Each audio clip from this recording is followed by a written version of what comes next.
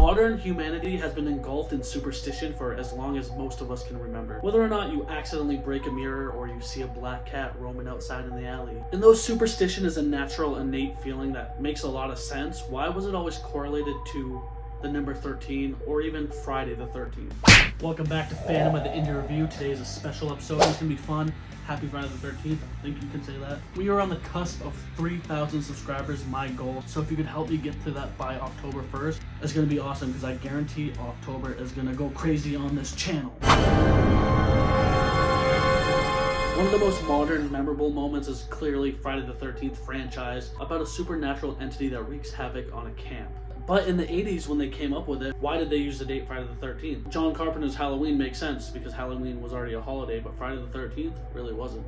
Western civilization has always lumped in the number 12 with completeness. 12 days of Christmas, 12 zodiac signs, 12 labors of Hercules, even 12 gods of Olympus, and 12 tribes of Israel. However, the number 13 is just chock full of much more bad luck and darkness behind it. And though there isn't a clear origin why, I wish there was a great grand story that I could tell. It's less black and white. There are a bunch of contributing factors throughout history that prove why that Friday the 13th is not so good. The ancient code of Hammurabi reportedly omitted a 13th law from its legal rules, and even though that might be a clerical error and no one really quite knows why, a lot of superstitious people point out the fact that that is one of many proofs why that the number 13 is associated with bad luck. And like many things throughout life, a lot of it stemmed back to the Bible. One of the most popular occurrences, according to biblical tradition, is that 13 guests attended the Last Supper, which was Jesus and his 12 apostles, including Judas, who we all know is known to have betrayed Jesus. But that next day was, of course, Good Friday. So the 13 apostles followed up by Good Friday, kind of lumped it together. Good Friday was the day of Jesus' crucifixion. So now there's a bad omen that having 13 guests at a dinner table is bad luck. It's superstitious. Specifically if it was courting death. Also, we can talk about the 13th Club. In the 19th century, a New Yorker named Captain William Fowler tried to remove the nauseating stigma behind the number 13. He said, fuck the rule about having 13 guests at a dinner. Apparently he really wanted that, so he started the 13th Club. And there was many notable figures in the 13th Club, including President Chester A. Arthur, Grover Cleveland, Benjamin Harrison, even our boy Teddy Roosevelt. Call him T-Rose. So with like many negative energies, there are people combating it. They're like, use your rational mind, mate.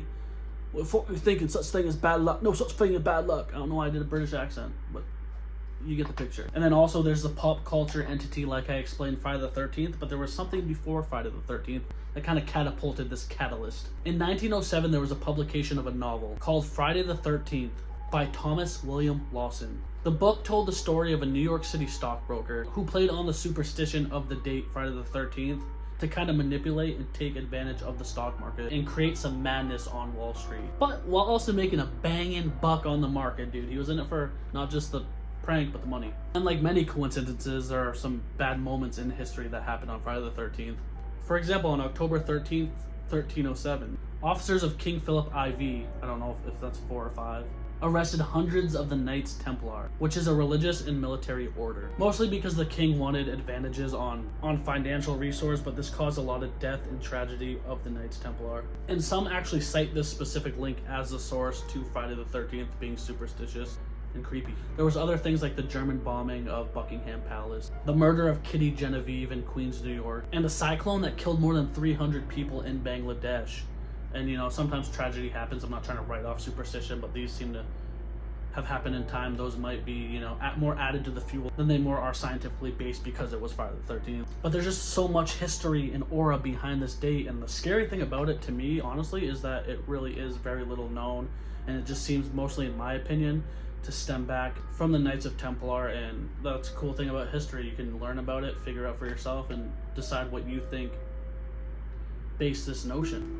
Alright guys, that's the video. Subscribe, give me a thumber, hit that ding-a-ling button harass and tell you, hey, it's me, I'm here. And I'm gonna say it one time for the one time and two time for the oh. Give me a hell yeah for horror. Next time, maybe next Friday the 13th, I'll talk about Jason Voorhees, because clearly he's being a prick.